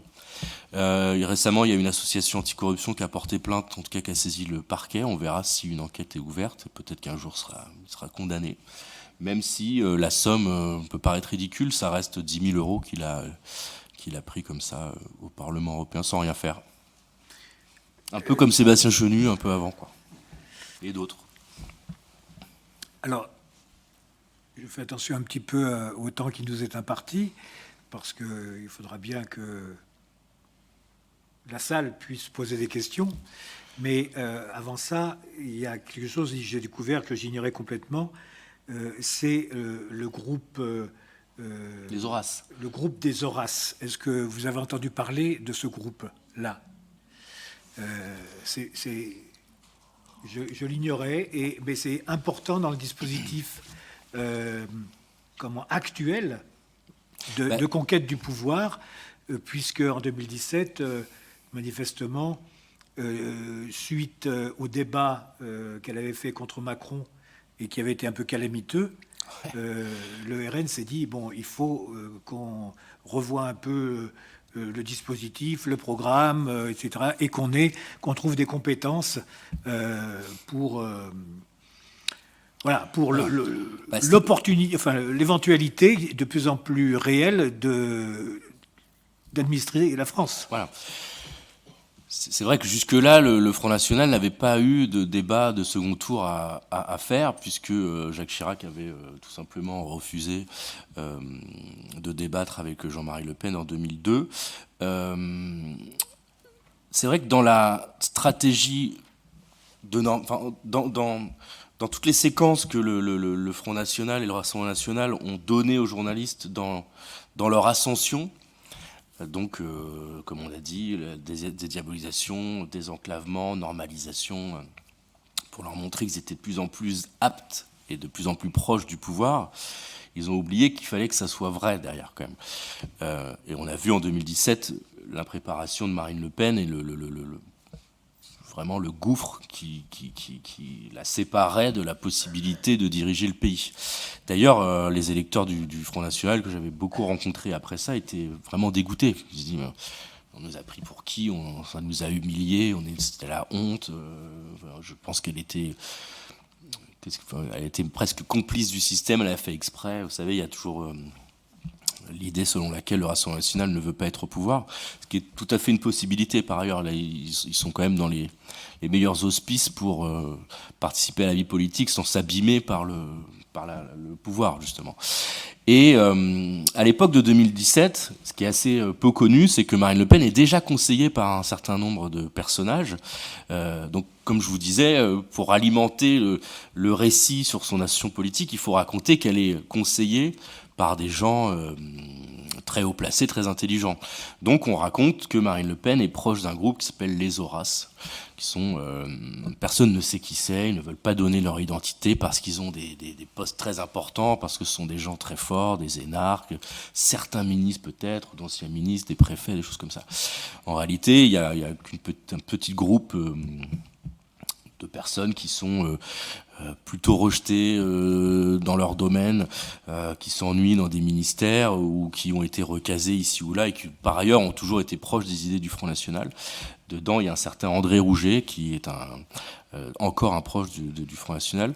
Et à ce moment-là, en 2017, ils se disent, bon, il faut quand même qu'on fasse le programme de Marine Le Pen. Donc ils ont 1 an pour le faire, ils calquent je crois que c'est les 117 propositions de François Hollande, ou les 100 propositions de François Mitterrand. Voilà, oui. Voilà. Et du coup, ce qui s'inspire pour Hollande alors comment s'appelait ce groupe? C'était les GRAC, je crois. Voilà, c'est ça, les GRAC, qui avait aussi son groupe d'intellectuels. Et qui avait donné une orientation très libérale à François Hollande. À François Hollande, dont il ne parlait pas pendant ses meetings. Ah non, parce que c'était l'ennemi de la finance. Et donc, ces gens, en fait, ont totalement échoué à préparer Marine Le Pen et à préparer son programme. D'ailleurs, la préparation au débat d'entre deux tours, ce qui est quand même assez hallucinant, ne se fait que la veille du second tour et ne dure que 3 heures. Et en attendant, l'équipe de Marine Le Pen lui prépare des déplacements un petit peu partout. Donc elle arrive non préparée, elle se trompe dans ses fiches. Je crois que Nicolas Dupont-Aignan lui avait soufflé des choses, elle se trompe, elle se trompe d'entreprise, des choses comme ça. Par ailleurs, vous vous souvenez sans doute de 2022, mais elle n'était pas forcément meilleure, c'est simplement qu'elle évitait de trop parler, elle a laissé un peu Macron dérouler, quoi. En tout cas, à partir de 2017, tous ces gens qui avaient préparé Marine Le Pen à cet échec, la moitié s'échappe, on se dit bon, elle n'y arrivera jamais, elle n'a pas les compétences, mais le petit noyau dur des Horaces se constitue et commence à essayer de se développer, donc va chercher chez des retraités de ministères, dans la voie préfectorale, dans des proches d'André Rouget, donc le chef des Horaces, personnes... Pardon, mais André Rouget qui est passé par au moins 4 cabinets ministériels sous la droite. Hein. Sous la droite, oui, bien sûr. Aux Outre-mer avec Perben. Oui, entre autres, oui. Hortefeux. Hortefeux. Oui. Avec Stéphanie. Ouais, avec Stefanini. Et il a travaillé chez Bouygues aussi pendant très longtemps. Donc il a quand même un beau carnet d'adresses à droite. Il est un ancien de petits groupuscules de droite. À l'époque, il faisait le coup de poing avec l'ancêtre de l'Uni dans un groupuscule dont j'ai oublié le nom. Et il était proche aussi des gens de la Nouvelle Droite dont on a parlé tout à l'heure, Jean-Yves Le Gallou. Donc c'est des gens qui ont de la matière intellectuelle sous le coude pour préparer Marine Le Pen. Pendant des années, Marine Le Pen va donc toutes les semaines rencontrer ces Horaces qui la préparent, qui lui font des fiches. On en a un qui s'appelle Monsieur Nguyen, qui va lui apprendre l'économie. Alors il dit qu'il l'a laissé avec un niveau licence. Voilà, parce qu'il est pas mal. Hein. Et donc elle prend des cours, elle essaie de s'étoffer. Et ces Horaces donc la préparent jusqu'en 2022 avec l'apparition dans les années 2020 d'un nouveau personnage qui s'appelle François Durvy. François Durvy, c'est un Versaillais, un ancien polytechnicien qui est le bras droit d'un personnage qui s'appelle Pierre-Édouard Sterrin, dont vous avez peut-être entendu parler ces derniers temps. C'est un milliardaire patriote, mais exilé fiscal en Belgique, qui a fait sa fortune sur les Smartbox. Alors, je ne sais pas si vous en avez déjà acheté. Bon, voilà. Et qui a pour ambition de faire gagner les idées de droite au pouvoir et l'extrême droite. C'est un identitaire catholique fervent qui s'est auto-diagnostiqué Asperger, et donc qui se considère comme un génie. Ouais. Et qui aime bien donner des notes aux gens. Donc il tient un tableau Excel, notamment sa femme. Et il l'a notée avant de l'épouser parce que il fallait qu'elle soit catholique et qu'elle accepte de rester à la maison. Je crois que c'était à peu près ça. Il y a un beau portrait de lui dans le Figaro. Donc ce François Durvy est devenu un des conseillers spéciaux de Marine Le Pen, et c'est dans sa demeure en Normandie qu'il va la préparer au débat avec Emmanuel Macron. Donc autour d'elle, il y a que 4 ou 5 personnages, dont des Horaces, et le fameux Ambroise de Rancourt, qui joue Emmanuel Macron, donc il prend des petites attitudes comme ça devant elle. Alors j'ai pas assisté à la scène, j'ai découvert tout cela en épluchant les comptes de campagne de Marine Le Pen, parce que elle avait laissé des tickets de caisse un matin dans ce village de Bellangreville en Normandie, où elle avait acheté 6 croissants, 6 bouteilles de Tropicana, et en fait les 6 personnes en question étaient celles qui l'avaient préparé à ce débat d'entre-deux tours. Donc ces Horaces se constituent vraiment dans une espèce de bourgeoisie assez rance, parisienne, riche, bourgeoise, qui a des idées très marquées. Ils ont d'ailleurs un groupe WhatsApp. Je vais vous donner quelques petits extraits des discussions qu'ils ont dans leur groupe WhatsApp à l'époque. Ce sont des gens qui devaient, en tout cas qui doivent toujours, notamment un très grand fiscaliste qui s'appelle Jérôme Thureau, gouverner avec Marine Le Pen, en tout cas rentrer à son gouvernement. J'en parle de François Durvy, qui n'est pas dans le groupe WhatsApp, mais c'est le cas de Jérôme Thureau, devenir son ministre de l'économie, par exemple. Donc ils ont ce groupe WhatsApp, et ils se font des échanges assez sympathiques. Le groupe WhatsApp s'appelle Tout va bien en France. Alors je vous présente mes excuses pour les horreurs que vous allez entendre. Donc, il y a quelques blagues évidemment anti-musulmans, homophobes ou complotistes.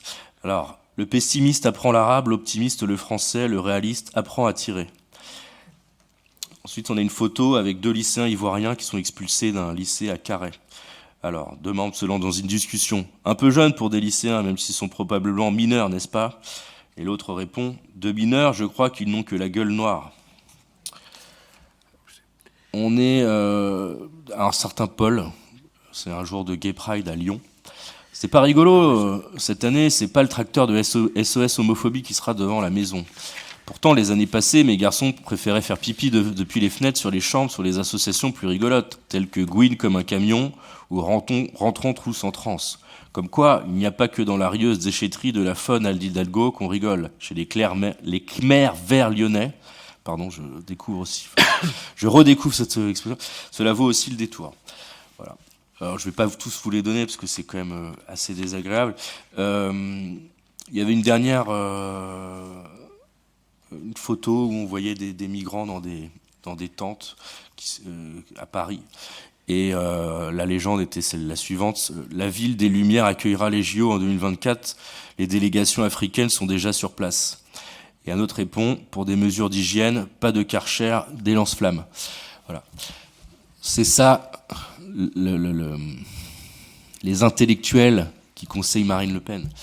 En fait, l'idée de ce livre était de montrer que derrière le vernis, l'ascension médiatique, la stratégie de conquête du pouvoir de cette machine à gagner, à laquelle participent aussi des journalistes, malheureusement, parce qu'ils abandonnent l'idée d'écrire extrême droite, parce qu'ils veulent alimenter leurs articles d'information exclusifs ou de off. Derrière tout ça, il y a toujours la même idéologie, toujours la même volonté, le même racisme, toutes les crasses, enfin tout ce que fait ce parti, qui est un parti d'extrême droite, qui est un parti dangereux. Et voilà, c'est pour ça que j'ai voulu absolument écrire tout ça, quoi. On va s'arrêter brutalement ici pour laisser la parole à la salle. Alors les micros, ils sont au fond, là-bas.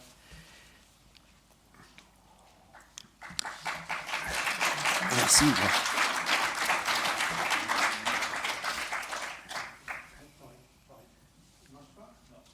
Alors je vous invite à lire ce livre parce que tout n'a pas été raconté et pas dans le détail, mais bon, c'est une mine comme ça où on découvre des personnages qui sont dans l'arrière-ban, qu'on ne voit pas, mais qui agissent manifestement efficacement pour que ce parti arrive au pouvoir.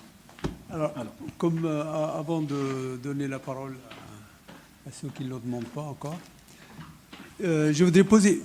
Est-ce que vous entendez? Oui, ça marche? Oui. Alors, il y a un aspect qui a été peu abordé, ou voire pas du tout, que j'aimerais bien avoir votre avis là-dessus.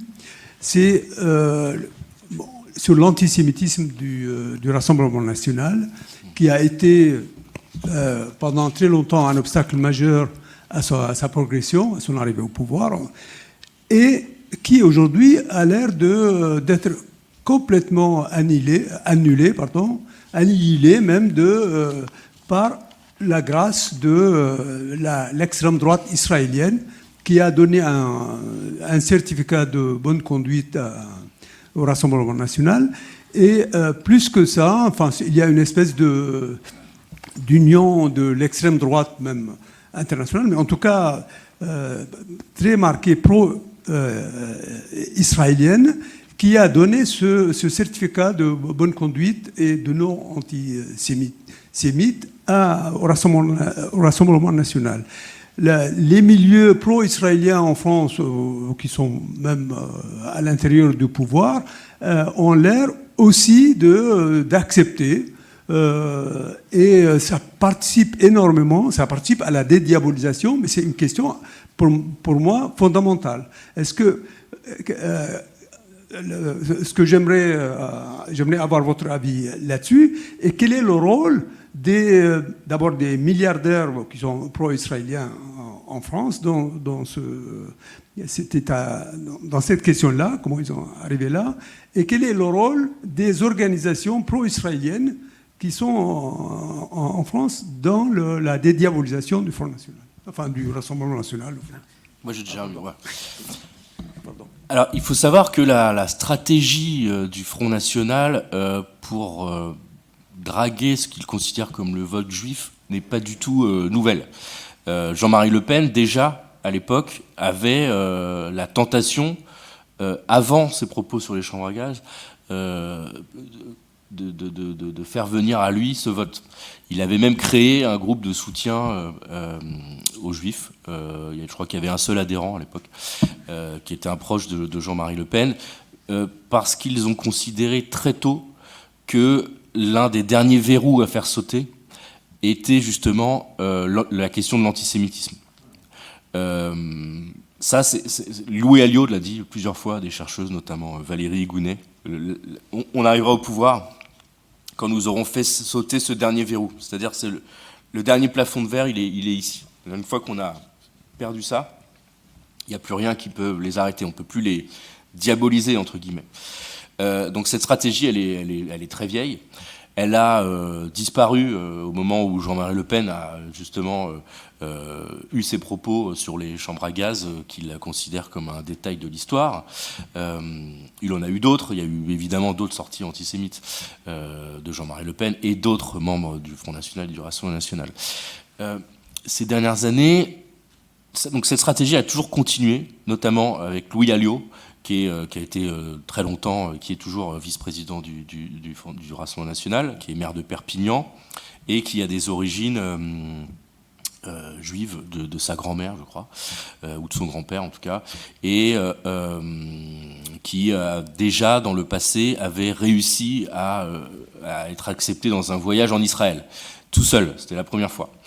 Alors je ne sais plus en quelle année c'était, mais à la fin des années 90 ou au début des années 2000. Là, dernièrement, Jordan Bardella et Marion Maréchal ont pu entrer en Israël, étaient invités en Israël, ce qui est une première historique. Dans la stratégie du Front National et du Rassemblement National, donc pour voter, pour récupérer ce vote, et justement pour effacer cette image qu'ils considèrent comme désastreuse pour arriver au pays, il y a eu ce basculement dernièrement, justement, en utilisant le massacre du 7 octobre pour accuser LFI d'être, la gauche en tout cas, d'être le vecteur d'antisémitisme en France. Et pour faire oublier son passé et les déclarations et sa fondation, même l'idée même de ce qu'est le Rassemblement National et le Front National. Mais il y avait déjà eu des rapprochements avec des organisations juives. Il y a quelques années, Marine Le Pen avait pu participer à une marche hommage à Mireille Knoll, qui avait été tuée parce que juive à Paris. Et alors ça s'était très mal passé pour plein de responsables politiques qui avaient été accusés de récupération. Jean-Luc Mélenchon, à l'époque, s'était fait virer. Nicolas Dupont-Aignan aussi s'était fait virer. Et Marine Le Pen avait été très très chahutée dès son arrivée dans le cortège. Finalement, elle était sortie du cortège, elle était revenue dedans, sous la protection d'une organisation juive, justement. Et j'essaie de retrouver son nom, excusez-moi. Ah, la Ligue de défense juive, qui a toujours été très marquée, très violente. C'est pas une organisation de gauche, c'est une organisation très très dure. Donc elle est protégée par un petit groupe un peu costaud. Elle finit le cortège entouré de ces gens-là. Il faut savoir qu'un des avocats du Rassemblement National est aussi l'avocat de la LDJ, c'est un ancien du Bétard qui s'appelle David Dassa-Ledest. Elle a cette protection-là de cette organisation qui, dès le départ, dit « nous ne sommes pas dupes du Front National, mais aujourd'hui, pour nous, qui pensons que nos seuls ennemis, en tout cas les seuls vecteurs de l'antisémitisme en France sont les musulmans, c'est le meilleur rempart contre l'immigration, contre les musulmans, contre les maghrébins, enfin voilà. Et d'ailleurs, le Front National et le Rassemblement National, pendant très longtemps, s'est présenté comme le bouclier des juifs en France, mais pour cette seule raison, parce qu'ils combattent, entre guillemets, les musulmans, comme les juifs considèrent que les premiers dangers pour eux sont les musulmans en France. La LDJ va être aussi l'organisation qui va protéger, en tout cas qui va marcher avec le Front National, cette fois à la dernière marche contre l'antisémitisme, qui était en 2024, où là, il y a carrément toute la délégation du Rassemblement National qui est ici. Où je vous rappelle que LFI n'est pas la bienvenue, n'est pas invitée.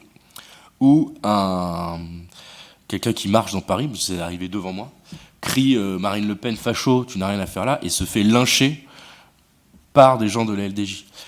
Parce qu'il y a eu, entre-temps, des figures tutélaires, plusieurs, notamment Serge Klarsfeld, qui ont pris position en disant moi, à choisir, je prendrais Marine Le Pen plutôt que Jean-Luc Mélenchon. Marine Le Pen n'est pas Jean-Marie Le Pen. Marine Le Pen, ce n'est plus l'antisémitisme. Ça ne veut pas dire que les organisations de juifs, notamment le CRIF, soutiennent Marine Le Pen. Ils ne le feront sans doute jamais. Ils ne le font pas.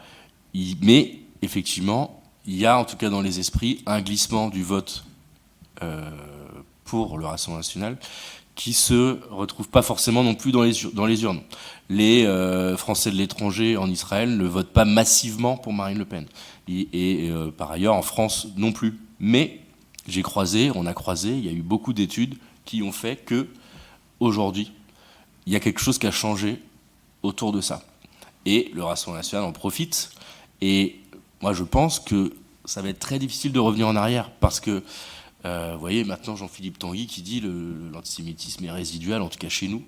Nous sommes les meilleurs boucliers pour Israël, pour les Juifs de France.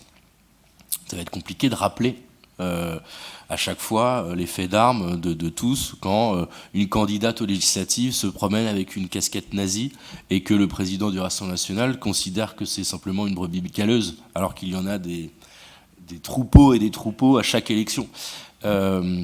Qui considère que Jean-Marie Le Pen n'était pas antisémite, alors qu'évidemment il l'était, et d'ailleurs il a été condamné pour ça. Après, je ne sais pas si on peut rapprocher les milliardaires identitaires actuels, c'est-à-dire Vincent Bolloré, et Pierre-Édouard Stérin, d'une volonté de faire pro-israélienne. Je pense que c'est plutôt un découlement de la haine de l'islam et du musulman en France, qui est quand même extrêmement forte aujourd'hui, quand on a quand même un ministre de l'Intérieur qui ne se déplace pas à la mosquée où quelqu'un s'est fait massacrer dans un lieu de culte. C'est-à-dire que, bon, si ça avait été dans une église, ça ne serait pas passé comme ça. Mais dans le discours ambiant, dans la façon dont qu'ont eu les cadres du Rassemblement national de surfer sur ce renversement des valeurs et ce renversement des idées pour pointer du doigt la gauche, en disant nous ne sommes plus l'extrême droite, eux sont l'extrême gauche et sont l'antisémitisme. Ne me parlez pas de Gaza parce que c'est le Hamas. Et il y a eu quand même un basculement dans les esprits, un petit peu en train de revenir en arrière, mais dès que quelqu'un critiquait la guerre à Gaza, il se faisait traiter d'antisémite, je pense que vous vous en souvenez, et dans beaucoup de médias aussi. Mais je ne pense pas que ce soit une stratégie pro-israélienne, mais plutôt une idée identitaire de toute façon de faire monter ces idées en France. Oui, la montée de l'extrême droite, elle n'est pas uniquement en France, elle est mondiale. On le voit dans les pays du nord de l'Europe, on les voit même en Amérique latine, dans certains pays. Et on sait que depuis les années 80, il y a c'est un rapport qui a été fait par l'Observatoire des multinationales en 2024 sur le réseau Atlas. Le réseau Atlas fondé par des milliardaires américains au départ, et puis rejoint ensuite par des milliardaires de tous les pays du monde, avec pour seul objectif d'empêcher la gauche de venir au pouvoir et de promouvoir l'extrême droite. Parmi ces milliardaires, en France, c'est Michelin, par exemple, qui est un gros donateur de ce réseau Atlas. Voilà, et donc on voit qu'il y a vraiment un véritable mouvement pour promouvoir la droite et l'extrême droite, et même l'union des droites.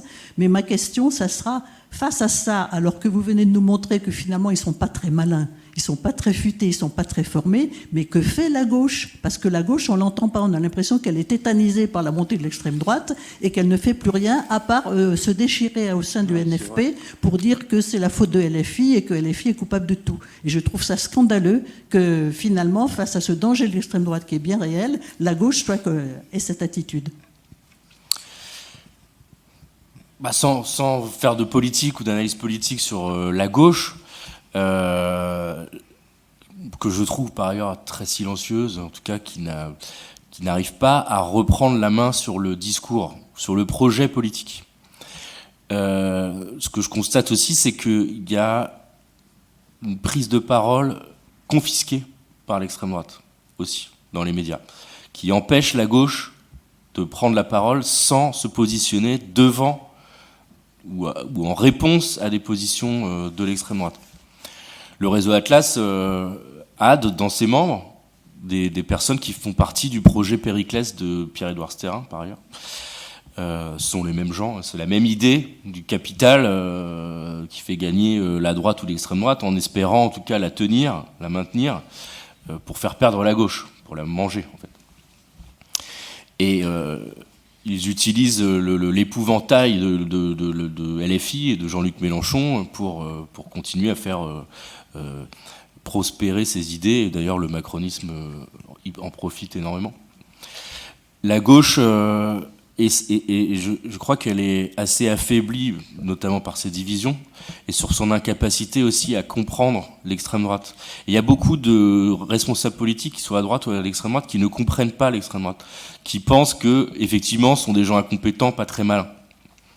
Or, le vote aujourd'hui actuel de l'extrême droite, c'est devenu un vote d'adhésion dans les campagnes, même partout ailleurs. C'est un vote de reconnaissance entre pairs. Là, il y a 2 études sociologiques qui sont très intéressantes, qui s'appellent Des électeurs ordinaires de Félicien Faury et un autre livre, Ceux qui restent, de Benoît Coquard, des sociologues, qui racontent que dans beaucoup de lieux en France, les gens se reconnaissent parce qu'ils disent moi, je vote Marine Le Pen. Avant, c'était honteux de voter Marine Le Pen. Aujourd'hui, dans des milieux ruraux, des milieux ouvriers, on est fier de voter Marine Le Pen parce que ça dit tout de suite quelque chose. Ça dit « je suis anti-Macron ». Ça dit « je suis anti-système », ça dit « je suis oublié ». Je fais partie de la France des oubliés, de cette diagonale de disparition des services publics.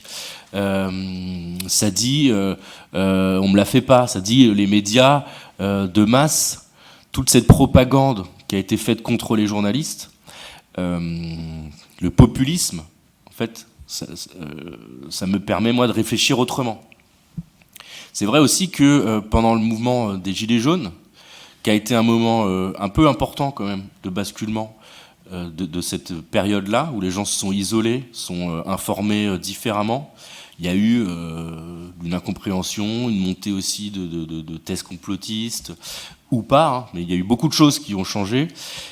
Et là, on n'a pas beaucoup entendu la gauche non plus. Il y a eu tout de suite la volonté de la gauche et de certains médias, je l'ai vu pour l'avoir observé au cœur de mon journal, la volonté de pointer du doigt cette population qu'on ne comprenait pas.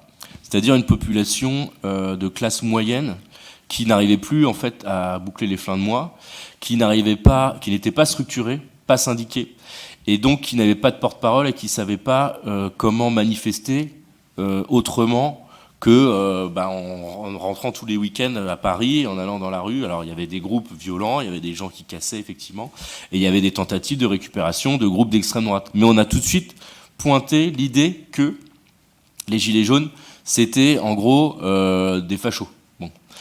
Et il y avait aussi ce réflexe de la gauche un peu bourgeoise, pardon, hein, mais de dire regardez ces gens-là, on ne les comprend pas, mais ce sont pas nos amis. Et la droite et l'extrême droite, eux, ils ont pas fait ça. Ils leur ont parlé, ils ont essayé, machin. Macron, on a vu ce qu'il avait fait, c'était l'inverse. Mais je crois que dans des moments aussi importants, cette gauche-là, elle a été totalement invisible. Et quand la vie a repris, les médias ont commencé à se développer, elle était plutôt dans des guerres intestines. La gauche aujourd'hui, je ne veux pas critiquer Olivier Faure, mais le PS est un petit peu moribond. La force puissante à gauche, c'est LFI. Et il y a le personnage de Mélenchon assez clivant. Il y a le livre La Meute qui vient de sortir. J'en fais un peu sa promotion, même si j'imagine que on pourra en débattre de façon négative, mais qui fait que ça ne donne pas une image positive de la gauche. Il n'y a plus d'image et de projet positif de la gauche. Et aujourd'hui, les personnes qui se montrent positifs, joyeux, avenants, c'est Jordan Bardella sur TikTok qui fait des selfies. C'est Laurent Wauquiez et Bruno Retailleau qui parlent comme Marine Le Pen, qui essayent même d'en faire un personnage d'extrême gauche. Il y a eu un inversement médiatique. mais il y a aussi eu un abandon total de ces zones de discussion du discours. Et il y a aussi, le fait que l'inertie médiatique a fait qu'on ne parlait que de l'extrême droite. Et que tous les sujets devenaient des sujets d'extrême droite, n'importe quel fait divers, tout. Là-dessus, et ça, Pierre Plotu et Maxime Massé le développent très bien sur le net, mais ça marche aussi dans les médias de masse, ils sont très motivés et très bruyants, ces gens-là.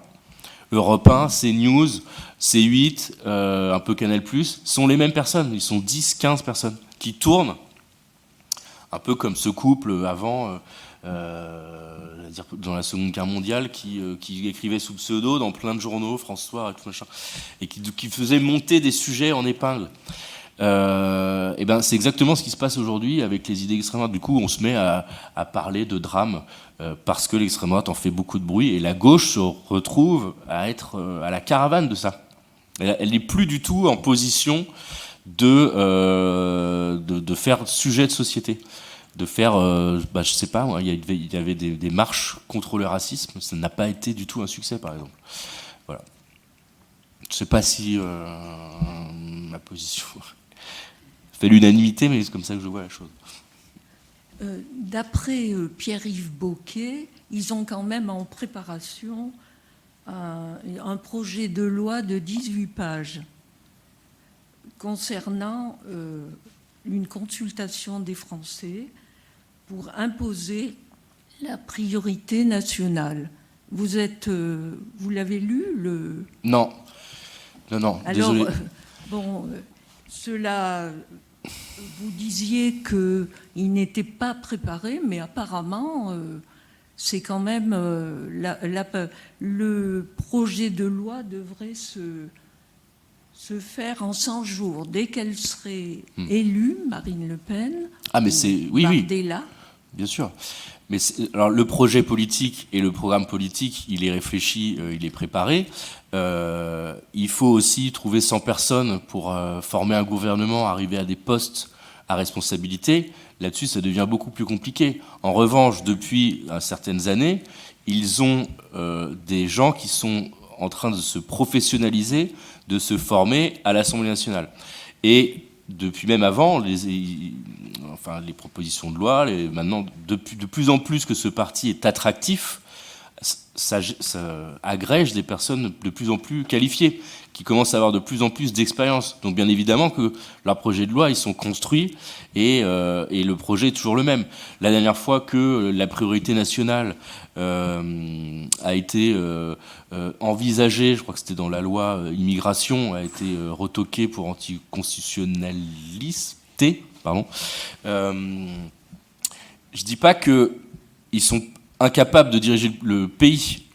Je crois que Marine Le Pen est incapable de diriger le pays, et Jordan Bardella aussi.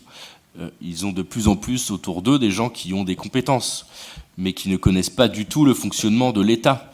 Mais ça ne veut pas dire que, par exemple, les macronistes étaient extrêmement compétents non plus, par ailleurs. Là-dessus, Oui, merci pour votre exposé. Alors moi, j'ai une question, peut-être qu'elle est secondaire, je ne sais pas. Est-ce que le fait d'avoir à la tête du Front National un chef qui est une chef, est-ce que c'est, puisqu'on parle de stratégie, est-ce que c'est un atout d'être une femme ? Alors oui. En fait, alors que c'est pas du tout un parti féministe, le Rassemblement national, c'est même un parti misogyne. L'idée de ces gens-là, il y a toujours un homme. Les couples, en fait, il faut les observer quand ils sont en meeting là-bas. Il y a un garçon qui roule des mécaniques et puis une femme qui est assez effacée. Marine Le Pen a essayé pendant longtemps d'utiliser le fait qu'elle soit une femme pour en faire le parti des femmes. Ils ont tenté de faire une espèce de parité, même chez les députés. Pendant longtemps, en réalité, ils mettaient effectivement des postes dans les élections pour des femmes, mais elles devaient s'enlever juste après pour un homme, en fait. C'est pas du tout un parti qui veut aider les femmes. D'ailleurs, il y a plein de personnes qui sont contre l'IVG au sein du Front National, du Rassemblement National. Mais dès l'arrivée de Marine Le Pen à la tête du Front National, ça a été forcément un changement parce que c'était une femme. Arlette Chabot disait, voilà, c'est une femme, c'est pas Jean-Marie Le Pen. C'est vrai, c'est Marine Le Pen. Et ça lui donne... Alors, c'est là que le ticket Marine Le Pen et Jordan Bardella est très très important, primordial. Elle parle encore au vieux Front National, elle s'appelle encore Le Pen, elle parle aux historiques, et ils ont travaillé autour d'elle une espèce d'image de mamie à chat. Je ne sais pas si vous avez vu ces reportages où elle est avec ses chats. Il y a plein de reportages comme ça, ils sont soit en photo, soit elle parle des chats. Quelqu'un d'assez rassurant, qu'on appelle par son prénom, Marine, et pas Le Pen. Moi, je l'ai vu plusieurs fois en déplacement à Hénin-Beaumont. Elle a évolué aussi. Avant, c'était quelqu'un qui marchait comme ça avec son petit groupe de DPS, qui n'allait pas vers les gens. Et de plus en plus, maintenant, c'est vraiment un côté câlin avec Marine Le Pen, quoi. C'est la grand-mère que certains aimeraient avoir. Enfin, pas moi. Hein. Et Jordan Bardella, au contraire, va répondre à une autre volonté et à une autre face de la pièce de l'extrême droite. Il est un peu plus masculiniste. Il dit qu'il fait de la musculation, qu'il fait du sport, il est jeune. Il se présente un peu comme quelqu'un de moderne, alors qu'il n'est pas du tout moderne. Mais il se présente comme quelqu'un de moderne, qui est sur les réseaux sociaux, qui sourit. Enfin, tout est travaillé comme ça. Il va parler à des jeunes. Les intentions de vote chez les jeunes pour le Rassemblement national sont quand même effrayantes. Et en fait, ces deux personnages, espèce de monstres bicéphales qui avancent comme ça, a besoin l'un de l'autre. Marine Le Pen a besoin de Jordan Bardella pour se présidentialiser. Elle va se mettre en retrait en faisant semblant qu'elle n'est plus la chef du Front National, du Rassemblement National, parce qu'elle va être à la tête, elle va faire l'Élysée. Elle, vraiment, et Jordan Bardella, c'est son Premier ministre, parce que, justement, il faut qu'il soit là pour rassurer, c'est ce nouvel électorat. Il y a plein de gens qui disent il est fort, Bardella, il parle bien à la télé, il répond bien aux questions. Oui, il répond bien, il répète en boucle les éléments de langage du Rassemblement National, mais derrière, il n'y a absolument rien du tout qui se passe. C'est absolument creux. Mais ça marche bien, ça a toujours été comme ça, en fait, au Front National. Le chef utilise un numéro 2 pour se faire monter. Il y a eu Bruno Maigret, Gollnisch, il y a eu Florian Philippot, maintenant c'est Jordan Bardella. D'ailleurs, on va voir dans la séquence maintenant de voir est-ce que Jordan Bardella va prendre un peu trop la confiance et se faire couper la tête par les proches de Marine Le Pen ou pas. Est-ce que il va accepter de faire une présidentielle sous tutelle de Marine Le Pen? Imaginez quand même une présidentielle avec Jordan Bardella et Marine Le Pen qui est condamné derrière, coucou, je suis là, ne l'oubliez pas.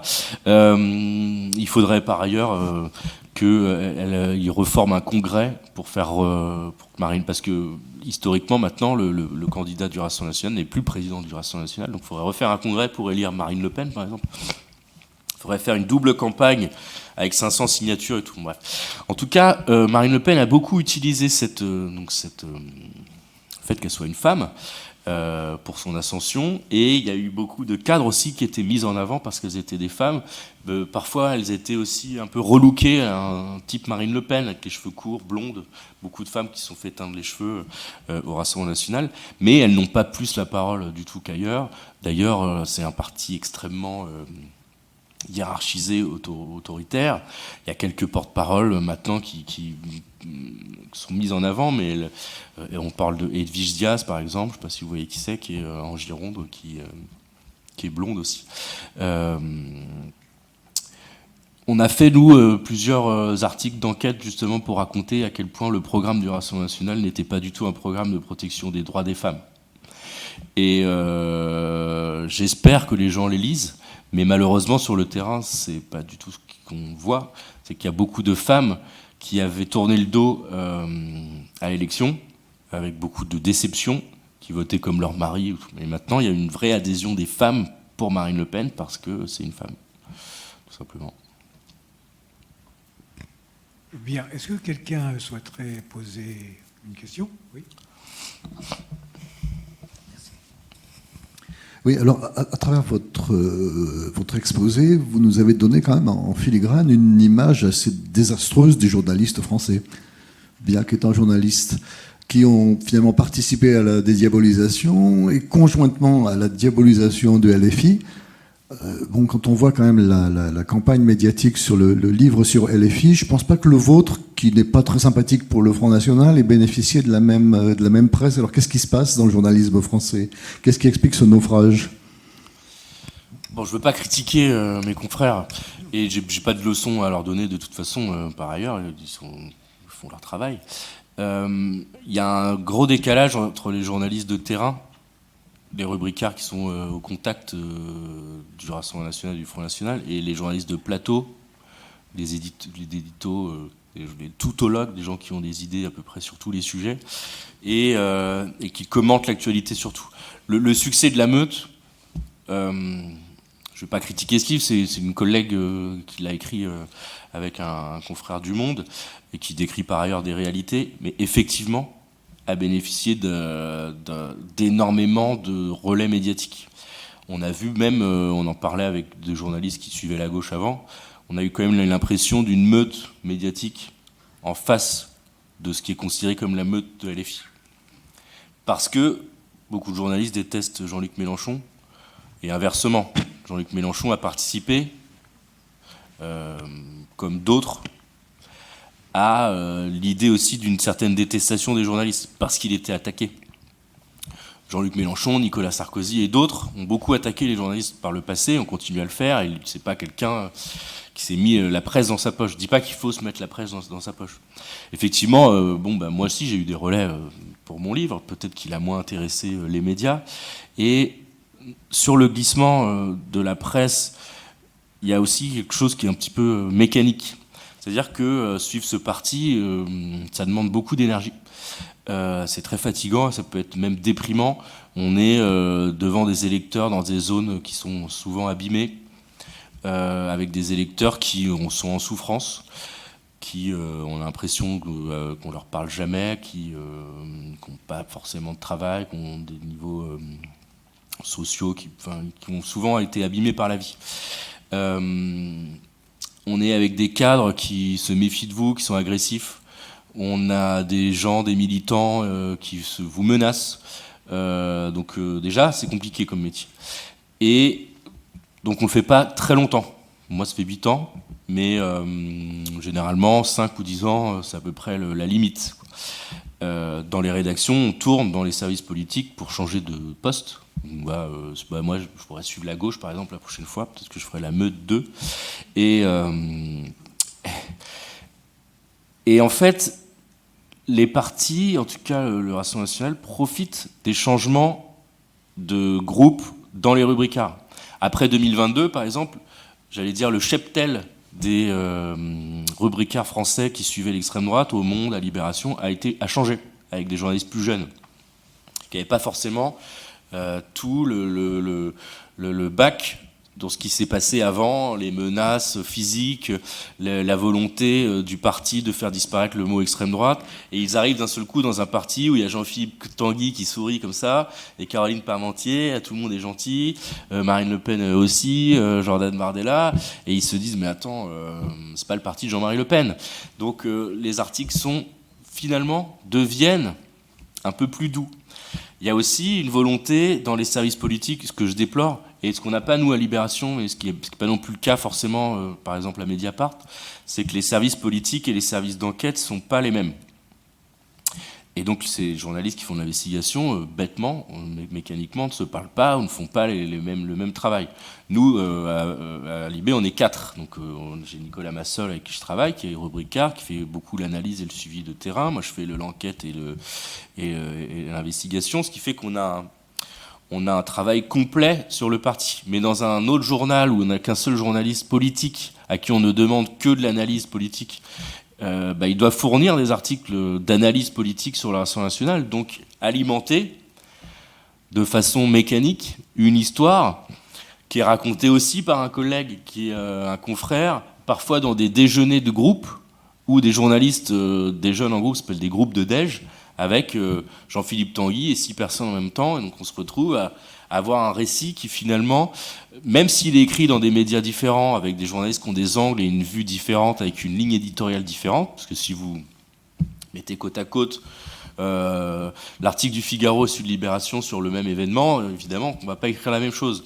Mais petit à petit, l'histoire globale va participer à un même enchaînement d'épisodes qui sont dictés par le Rassemblement national.